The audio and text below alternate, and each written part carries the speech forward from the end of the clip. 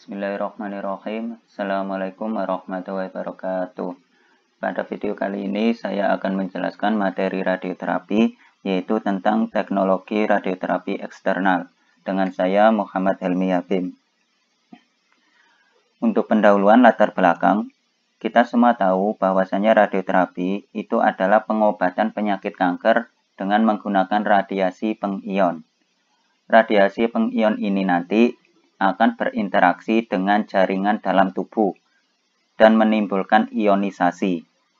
Ionisasi terjadi akibat terbentuknya radikal bebas yang akan memutus rantai DNA. Sinar pengion diantaranya sinar X, sinar gamma, atau partikel bisa neutron, proton, atau partikel berat lainnya seperti alfa, beta, dan lain sebagainya.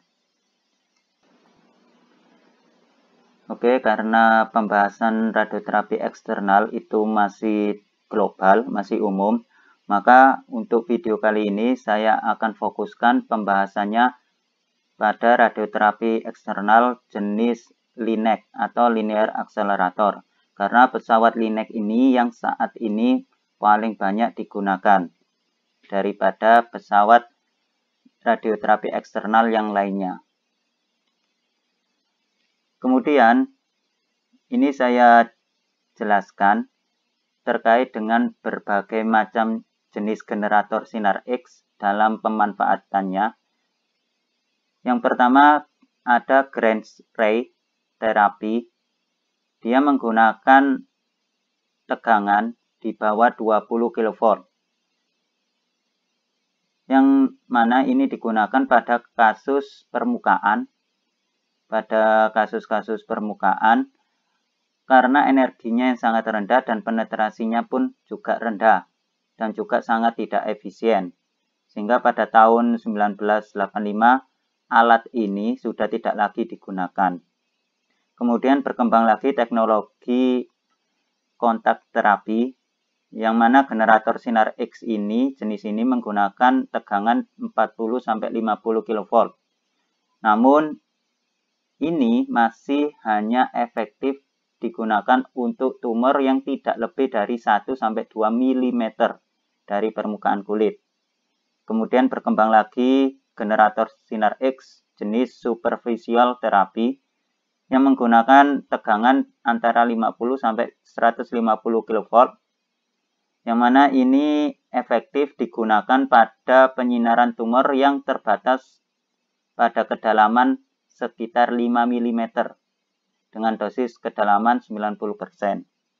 Kemudian berkembang lagi generator sinar X jenis orthovoltage terapi atau terapi jauh yang mana menggunakan tegangan antara 150 sampai 500 kV. Tapi umumnya dioperasikan pada tegangan rentang 200 sampai 300 kV. Dosis umum terjadi pada kedalaman 2 cm sebesar 90%.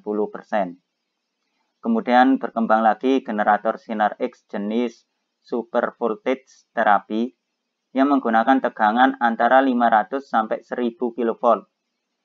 Dosis maksimum yang bisa digunakan pada kedalaman lebih dari 2 cm.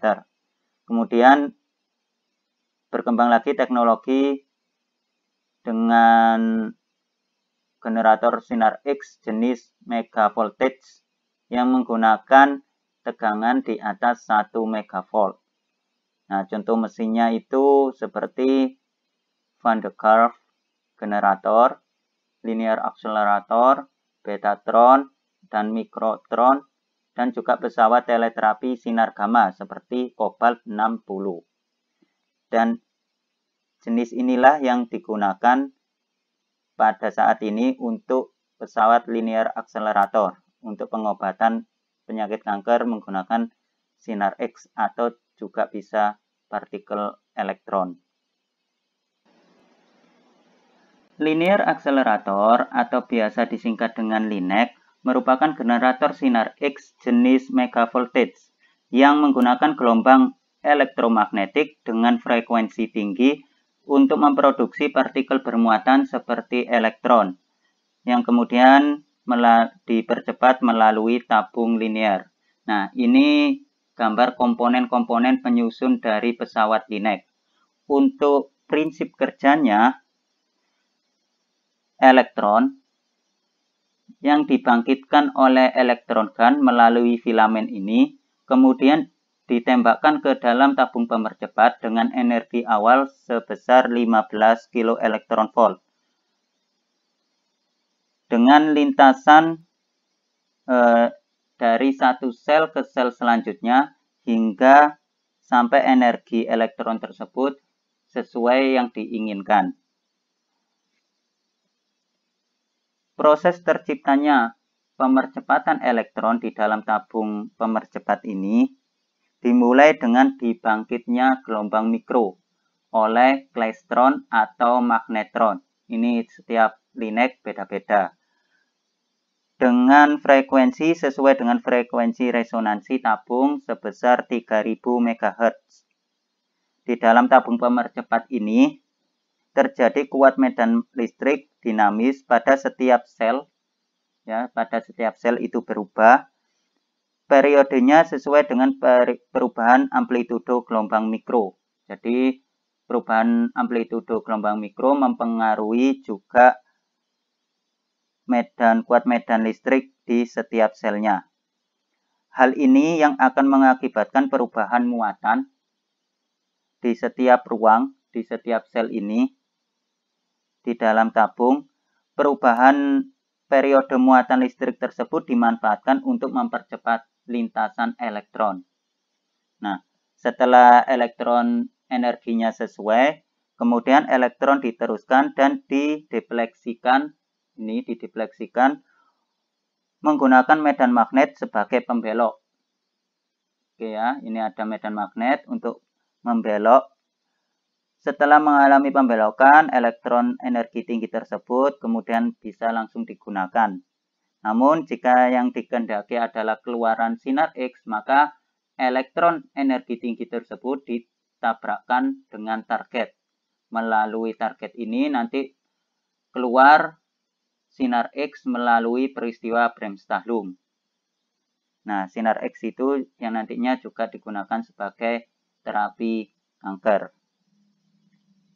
Di dalam komponen linear accelerator juga ada sistem pendingin dengan sirkulasi tertutup. Pada alat pendingin itu yang dinamakan WCS atau Water Cooling System, yang mengatur sirkulasi air yang panas dari pesawat Linac ke WCS ini dan kemudian dipompa kembali ke pesawat Linac. Jadi intinya digunakan sebagai pendingin. Nah, pendinginnya ini sirkulasinya sirkulasi tertutup. Oke, berikut saya putarkan video untuk melihat secara visualisasi dari prinsip kerja linear accelerator. How the linear accelerator works. All body cells can be damaged or killed by radiation, but tumor cells are more sensitive to radiation than normal cells. Radiation therapy uses this principle to damage beyond repair or kill the abnormal cancer cells in a tumor.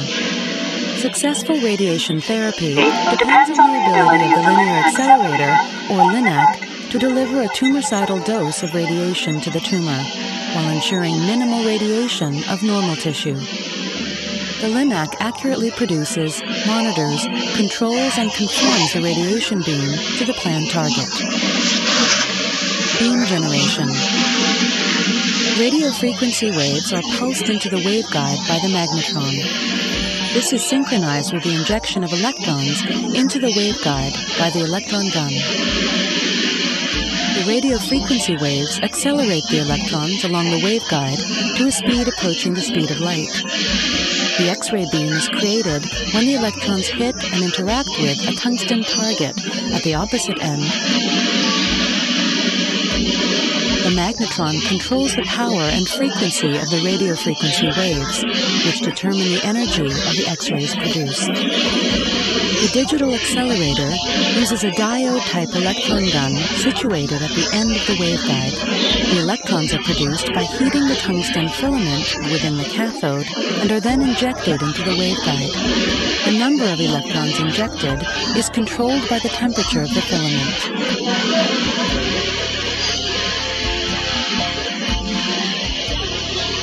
The electrons are accelerated along the waveguide toward the target. The waveguide contains a series of copper cells. Small holes, or irises, between these copper cells allow the electrons to travel along the waveguide and help to focus the beam. A vacuum is created to ensure that the electron beam is not impeded by other particles. The path of the negatively charged electron beam is controlled by two sets of quadrupole magnets, called steering coils, that surround the waveguide. An additional two sets of focusing coils help to further define the electron beam so that it is very fine, with a diameter similar to that of a pinhead when it hits the target. The entire system is cooled by water. The electrons exit the waveguide and enter the flight tube, where the beam is redirected towards the target. The electrons travel along the slalom path within the flight tube.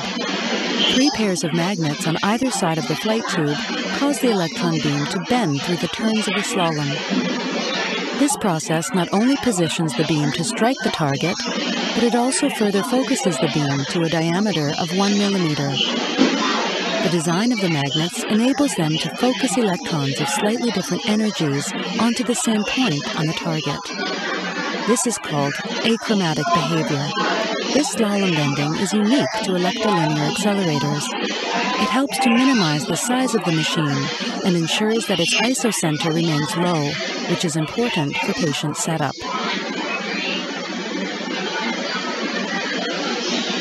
The high-energy electrons hit a small tungsten target where the electron energy is converted into photons, or X-rays. The high-energy photons emerge from the target in a variety of directions. The primary collimator only allows forward-traveling X-rays to pass through, creating a cone-shaped beam.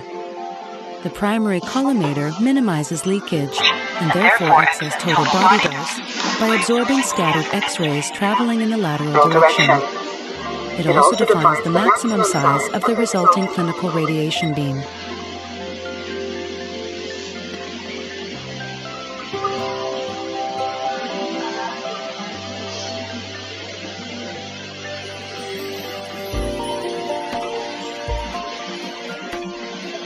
At this stage, the photons are not uniformly distributed across the beam, and so a flattening filter is placed in the path of the beam. The cone-shaped filter absorbs more photons from the center of the beam than from the sides, creating a uniform photon beam. Dose measurement. The photons now pass through the ion chamber for dose measuring and beam quality monitoring. The dose delivered to the patient is measured and controlled simultaneously in 2 independent ionization chambers. One chamber is the primary dosimeter. It measures the radiation and terminates the beam when the required dose has been delivered. The secondary ion chamber acts as a backup and will stop the irradiation if the primary chamber fails. The treatment machine must replicate the beams modeled within the planning system. This is critical to the accuracy of treatment delivery. A beam quality function is performed by a 3rd ionization chamber, which uses 7 electrodes to monitor different sections of the radiation field. The X-ray beam is almost ready to treat the patient. Before that, further beam shaping is required to ensure that the shape of the delivered X-ray beam matches the shape of the tumor. This is done using a multi-leaf collimator, a number of fine tungsten leaves which move independently of one another and can create a variety of complex treatment shapes.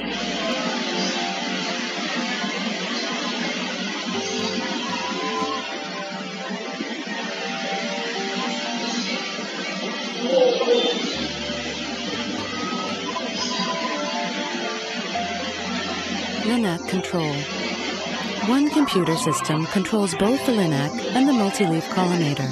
This eliminates dosimetric errors due to communication delays.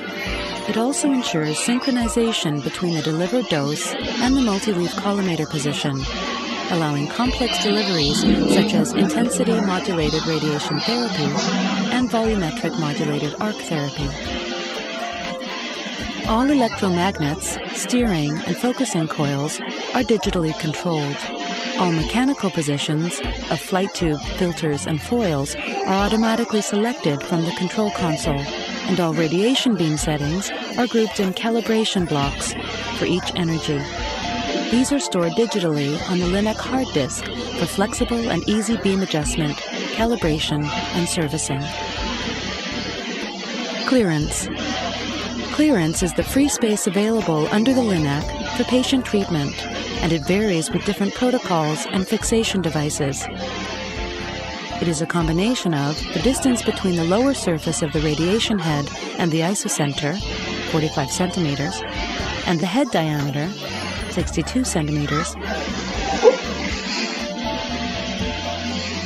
A wide clearance around the isocenter means improved access for patient setup, freedom to use the best possible patient positioning and immobilization accessories, freedom to rotate the gantry between fields without needing to move the patient. Finally, it means that treatment techniques using non-coplanar beams are not compromised. The large clearance offered by Elekta machines ensures flexibility in providing the best possible treatment for the patient.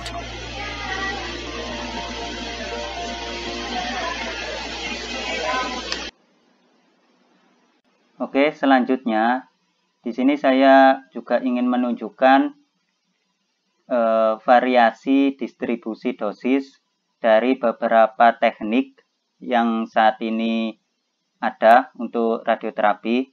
Nah, di sini kita bisa melihat dari grafik ini untuk yang konvensional, radioterapi eksternal yang konvensional warna merah, di sini menunjukkan masih banyak space ya dari jaringan sehat yang terkena paparan radiasi. Lebih bagus lagi teknik IMRT yang garis warna putih. Di sini lebih sedikit presisi, artinya sedikit lebih sedikit dibandingkan yang konvensional jaringan sehat yang terkena. Kemudian menggunakan sumber radiasi partikel lebih sedikit lagi jaringan sehat yang terkena dibandingkan dengan IMRT. Dan kita tahu untuk bragi, karena bragi memang sumber radiasinya langsung ditanamkan di lokasi tumor, maka jaringan sehat yang terkena itu semakin sedikit. Bahkan yang warna pink ini yang dengan teknik intrakaviteri itu tidak ada jaringan sehat yang terkena, malah ada sedikit bagian tumor yang tidak terkena radiasi.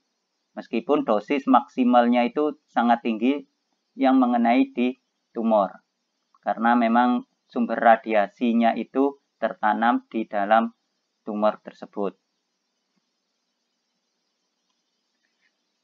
Kemudian, di sini juga saya ingin menunjukkan perkembangan teknik dalam teknologi radioterapi eksternal. Pertama kali pada tahun 1960, radioterapi menggunakan teknik 2 dimensi. Oke. Kemudian berkembang dengan teknologi 3G konformal pada tahun 1980.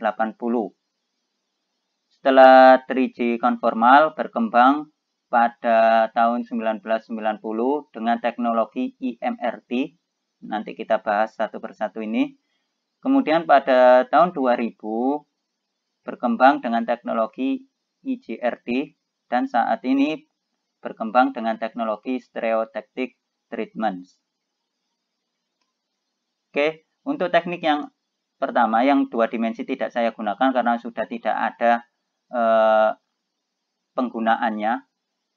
Di sini saya mulai pembahasannya dengan teknik 3G konformal atau 3 dimensi konformal radioterapi. Teknik ini sering dikenal dengan fractionation fractionated stereotactic radiotherapy, artinya yang ini digunakan teknik fraksinasi. Oke ya, jadi pembagian dosis untuk tujuan memberikan jaringan sehat yang terkena paparan itu untuk memperbaiki diri atau recovery. Teknik ini juga bisa menghantarkan sinar radiasi dari berbagai arah. Oke ya, jadi gantry atau kepala lineknya ini bisa berputar dengan berbagai macam sudut yang dirancang agar sesuai dengan bentuk tumor sehingga bisa mengurangi kerusakan akibat radiasi pada jaringan normal. Kemudian berkembang lagi dengan teknik IMRT atau singkatan dari Intensity Modulation Radiation Therapy yang merupakan perkembangan dari teknik sebelumnya yaitu 3G Conformal Radiation Therapy yang mana memberikan radiasi dengan konformalitas tinggi, di mana setiap berkas sinar mempunyai intensitas yang tidak homogen, artinya termodulasi ini tadi. Termodulasi yang mana pengaturan intensitas atau modulasi tersebut dilakukan secara terkomputerisasi atau istilahnya inverse planning untuk memodulasi intensitas sehingga dihasilkan distribusi dosis yang diharapkan, yang mana distribusi intensitas tertinggi itu berada di jaringan kanker atau target. Dalam beberapa sistem modulasi intensitas ini, dari teknik IMRT ini menggunakan atau menggerakkan MLC. Ini adalah komponen tambahan dalam pesawat Linek, yaitu MLC Multi-Leaf Collimator, pembentuk sesuai dengan bentuk kanker. Jadi kita tahu bentuk kanker itu tidak presisi ya, sehingga multi-leaf collimator ini membantu keluaran berkas itu menyerupai bentuk dari kanker, sehingga memberikan medan radiasi dengan intensitas yang tidak homogen. Jadi tidak homogen artinya ini distribusi dosis itu tidak sama, intensitasnya tidak sama jaringan normal dengan jaringan sehat karena adanya pembentuk ini, MLC ini. Ya, ini yang dinamakan dengan modulasi, yaitu teknik IMRT.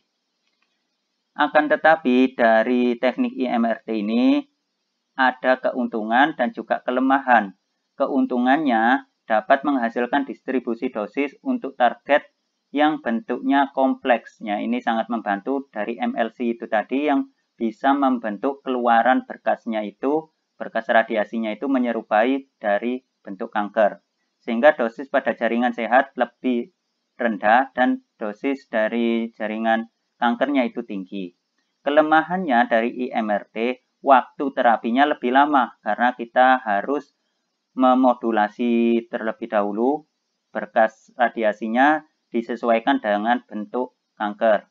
Jumlah monitor unitnya, MU, juga lebih banyak dan paparan dosis rendah pada jaringan sehat yang mengenainya akan lebih luas, sehingga dapat meningkatkan kejadian second malignancies.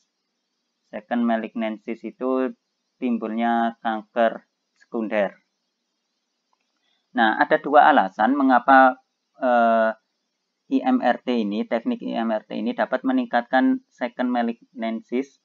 Yang pertama, IMRT menggunakan lebih banyak lapangan penyinaran. Oke ya, jadi lapangan penyinarannya itu lebih banyak.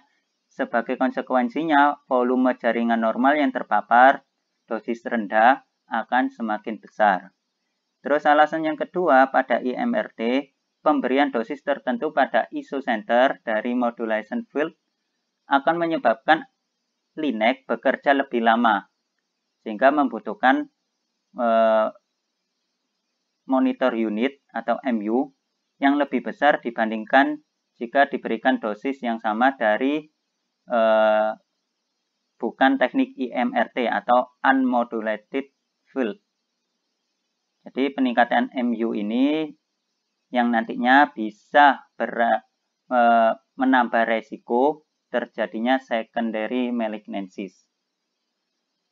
Kemudian di sini saya tunjukkan video virtual untuk teknik IMRT.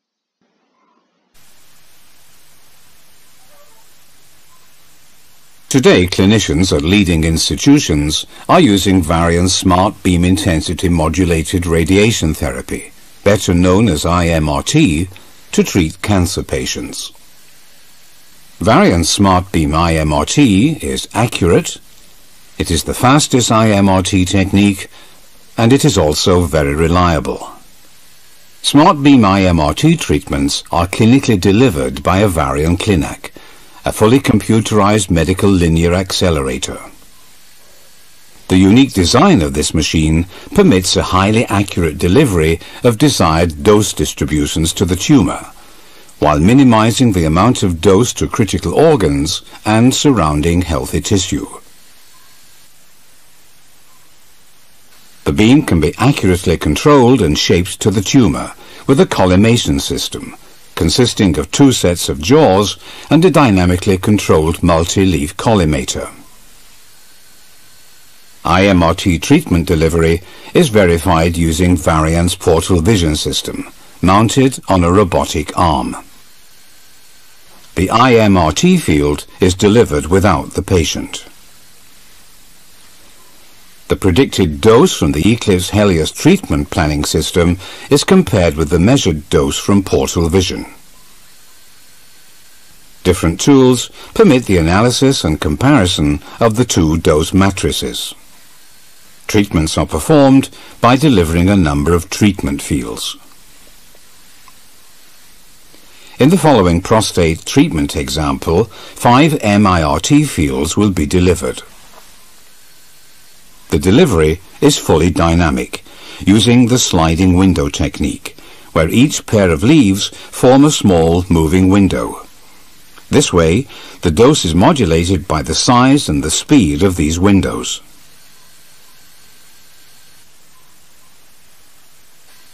Looking inside the patient shows us the dose contribution of this first field. The target volume and the organ at risk are clearly visible. The second field is delivered from a different direction.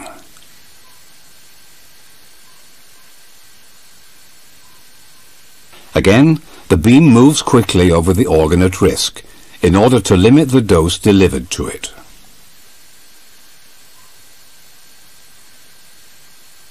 The treatment continues with the third field. The fourth field, and the fifth field. The result shows the dose contribution from each field in the target. Comparing the Smart Beam IMRT technique with a 3D conformal 4 fields box technique. The AP field, a first lateral field, the PA field, and an opposing lateral field.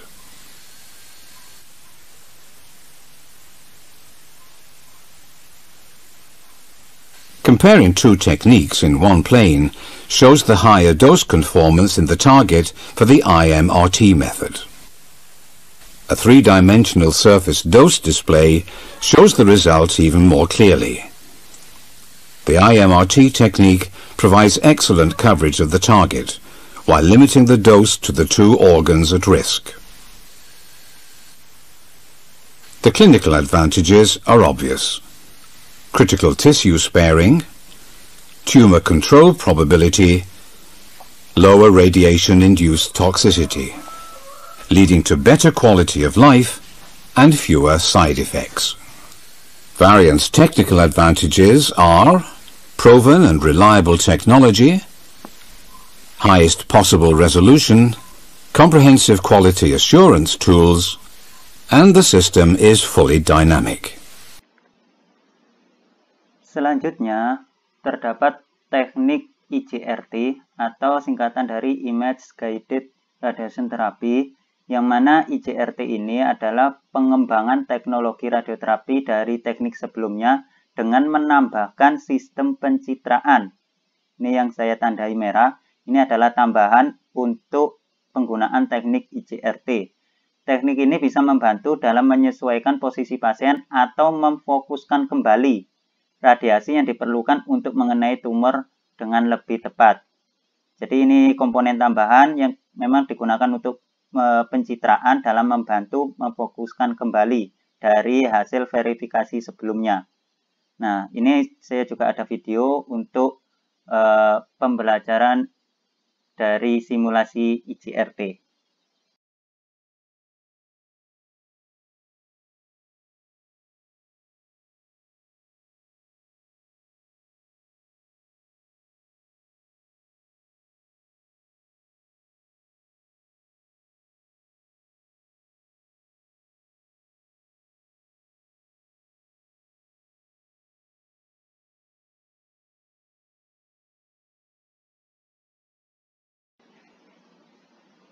Selanjutnya, di sini ada komponen tambahan dalam LINAC, yaitu EPID, singkatan dari Electronic Portal Imaging Device. Jadi, Electronic Portal Imaging Device ini merupakan perangkat tambahan yang dapat menghasilkan citra dua dimensi berkas sinar X. Jadi, LINAC ketika yang digunakan sinar X saja yang bisa menggunakan EPID. Jadi kalau keluarannya itu elektron, jadi tidak bisa menggunakan EPID. EPID ini digunakan sama dengan IGRT ya, sebagai pencitraan untuk mengambil gambar lapangan radiasi sebelum terapi atau bahkan saat terapi yang nantinya digunakan untuk menentukan posisi yang akan dilakukan agar lebih cepat dan akurat. Kemudian selanjutnya berkembang teknik SBRT atau Stereotactic Body Radiation Therapy, yang mana teknik ini mengantarkan dosis radiasi yang intens namun tepat. Nah, ini kalau dilakukan pada otak, teknik ini dilakukan pada otak, maka disebut Stereotactic Radiosurgery atau SRS. Jadi kalau pada tubuh selain otak, itu namanya SBRT. Kalau pada otak namanya SRS. Kemudian ini ada perbedaan teknik konvensional dengan teknik SBRT. Jadi kalau teknik konvensional membidik tumor dengan sinar X energi tinggi. Tapi kalau di SBRT mengarahkan dosis radiasi yang intens namun tepat pada tumor. Kemudian kalau pada teknik konvensional melibatkan radiasi dosis kecil, di antara melalui banyak sesi atau fraksinasi selama beberapa minggu. Tapi kalau menggunakan teknik stereotaktik, itu hanya memakan 1-2 minggu. Angka keberhasilan dalam 2 tahun untuk yang konvensional rentang antara 30-40%. Sedangkan kalau menggunakan teknik stereotaktik atau SBRT, angka keberhasilan dalam 2 tahun adalah rentang 80-90%. Jadi memang teknik SBRT ini memang lebih unggul daripada teknik konvensional. Cuma kalau teknik SBRT ini biasanya digunakan untuk tumor-tumor yang jelas dan kecil. Kemudian untuk yang SRS yang digunakan khusus untuk otak, jadi sama menggunakan sinar pengion, yaitu sinar X dan sinar gamma. Kalau menggunakan sumber radiasinya sinar X, namanya CyberKNF. Tapi kalau menggunakan sinar gamma, namanya gamma KNF. Oke ya. Kemudian untuk CyberKNF itu memang digunakan dalam pengobatan kanker. Tapi kalau gamma KNF khusus dibuat untuk tata laksana kelainan intrakranial. Nah, ini ada 2, teknik menggunakan masker invasif. Invasif itu ada sedikit pembedahan ya. Jadi seperti ini. Kalau non invasif dia menggunakan topeng atau masker ya, namanya frameless mask. Untuk tahapan yang dilakukan dalam pengobatan radioterapi menggunakan teknik SRS itu secara global sama dengan yang konvensional. Yang pertama, pengambilan keputusan melalui dokter onkologi, terus dilakukan persetujuan tindakan medik oleh pasien. Jadi pasien diperkenankan ini setuju apa tidak untuk dilakukan tindakan dengan teknik SRS. Kemudian jika pasien itu menyetujui, dilakukan imobilisasi pasien. Jadi dapat dengan metode imobilisasi invasif seperti yang sebelumnya saya jelaskan, menggunakan pembedahan dikit apa tidak atau menggunakan masker saja. Kemudian proses simulasi menggunakan CT scan yang digabungkan dengan MRI. MRI ini berguna ketika SRS ini fokusnya ke otak. Kemudian setelah itu penentuan target ya, dan juga jaringan sehat di sekitarnya. Kemudian penentuan dosis, selanjutnya perhitungan dosis, ini di TPS, Treatment Planning System, yang dilakukan oleh fisika medis. Kemudian proses verifikasi hasil dari TPS itu tadi, untuk memastikan posisi terapi persis sama dengan posisi saat simulasi. Kemudian proses terapi, baru pemberian radiasinya. Setelah itu pelepasan frame. Setelah frame dilepas, baru observasi. Ini memang secara global itu sama, cuma kalau konvensional dia tidak menggunakan frame. Selanjutnya ada teknik VMAT. VMAT itu Volumetric Arch Therapy yang merupakan pengembangan dari teknik EMRT. Intinya untuk VMAT ini, gantry atau kepala linek itu bisa diputar 360 derajat. Jadi diputar penuh. Ketika gantry itu bisa diputar penuh, ini menunjukkan teknik terbaru dari radioterapi, yang mana untuk VMAT ini terbagi menjadi 3 kelompok, yaitu modulasi intens berkas sinar, modulasi laju dosis, dan modulasi dari kecepatan putar gantry. Oke, untuk keuntungan dari VMAT dibandingkan dengan IMRT tanpa VMAT, jadi IMRT yang tidak bisa diputar 360 gitu kalau tanpa VMAT. Jadi keuntungannya apa? Distribusi dosis dan homogenitas sebaik IMRT, namun waktu terapi dan jumlah laju dosis atau MU juga lebih sedikit. Kemudian yang terakhir, teknik yang paling baru yaitu menggunakan tomoterapi. Tomoterapi ini gabungan dari CT scan dan linek untuk memenuhi persyaratan pengobatan radioterapi yang ideal. Pemberian dosis tomoterapi ke pasien dilakukan secara helikal, jadi per slash gitu ya, seperti pengambilan citra CT scan yang diperoleh secara simultan pergerakan meja pasien dan gantry. Nah, ini juga ada video, silakan memperhatikan simulasinya.